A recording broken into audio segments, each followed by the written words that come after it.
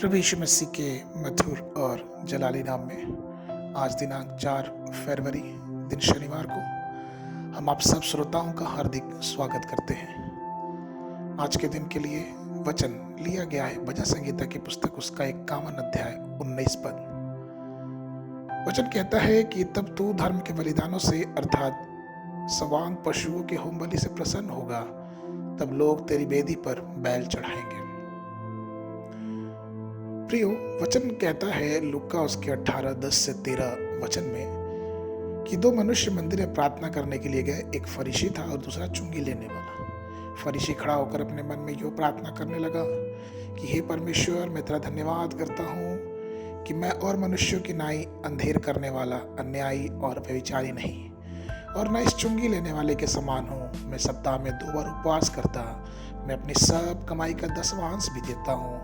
परंतु चुंगी लेने वाले ने दूर खड़े होकर स्वर्ग की ओर आंखें उठाना भी न चाहा और अपनी छाती पीट पीट कर कहा, हे परमेश्वर, मुझ पापी पर दया कर। प्रियो, फरीसी के अच्छे कामों से परमेश्वर प्रसन्न नहीं हुआ। उसकी दृष्टि में चुंगी लेने वाला ही अच्छा निकला, क्योंकि उसने पश्चाताप की दुआ की। प्रिय, जब हम पश्चातापी रूपी दुआ और धन्यवाद रूपी बलिदान प्रभु के सामने लेके आते हैं तो परमेश्वर की कृपा हमारे जीवनों पे बरसती है। हृदय की कठोरता को बदलने के लिए हमारे अंदर एक पछताव की भावना होना चाहिए, एक टूटेपन की भावना होनी चाहिए।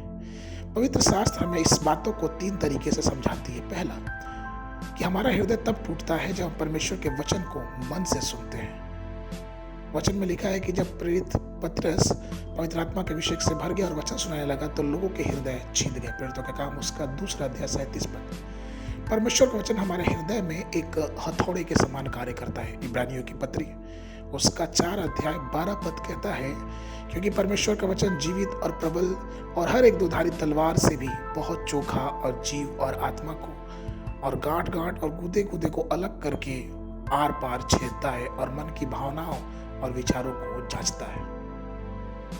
यह हो गया पहला बलिदान। दूसरा बलिदान कि हम पवित्र आत्मा को अपने भीतर पश्चातापी आत्मा के लिए प्रेरित करें। यहेजकेल की पुस्तक उसका 11 अध्याय 19 पद कहता है कि मैं उनका हृदय एक कर दूंगा और उनके भीतर नई आत्मा उत्पन्न करूंगा और उनकी देह में से परमेश्वर का सा पत्थर का सा हृदय निकाल कर उन्हें मांस का हृदय दूंगा। अर्थात पवित्र आत्मा जब हमारे जीवन में आता है तो हमें धन्यवादित प्रार्थना, नम्र होकर प्रार्थना करना हमें सिखाता है। हमारे जीवनों से कठोर मन हृदय निकाल के हमें प्रार्थना करना सिखाता है। तीसरा, परीक्षा और क्लेश हमारे दिलों और हमारी आत्मा को तोड़ता है। हन्ना के जीवन को देखते हैं कि उसके जीवन में बांझपन की परीक्षा ने उसके जीवन को तोड़ दिया। वो एक दर्द से होकर गुजर रही थी, जिसके वजह से वो पहला सामुएल उसके पहले अध्याय के 15 पद में अपनी आत्मा में उदास होकर परमेश्वर के सामने आत्मा उड़ेल के पूरे मन से परमेश्वर से प्रार्थना की और परमेश्वर ने उसे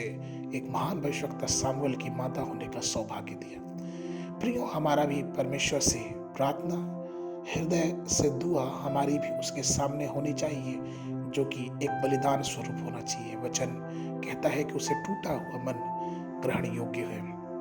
इसलिए आइए अपने पूरे हृदय से परमेश्वर को प्रार्थना करें, परमेश्वर के वचनों को माने और आत्मा की अगुवाई में अपने जीवन को आने दें। मान के लिए आमोस की पुस्तक उसका 4 अध्याय 5 पद। धन्यवादी बलि खमीर मिलाकर चढ़ाओ और अपने स्वेच्छा बलियों की चर्चा चलाकर उनका प्रचार करो, क्योंकि हे इस्राएलियों, ऐसा करना तुमको भावता है। परमेश्वर यहोवा की यही वाणी है। बाइबल अध्ययन के लिए सुबह के समय निर्गमन की पुस्तक उसका 34 और 35 अध्याय, संध्या के समय मत्ती उसका 22 अध्याय 23 पद से लेके 46 पद तक। परमेश्वर आप सबको आशीष देवे।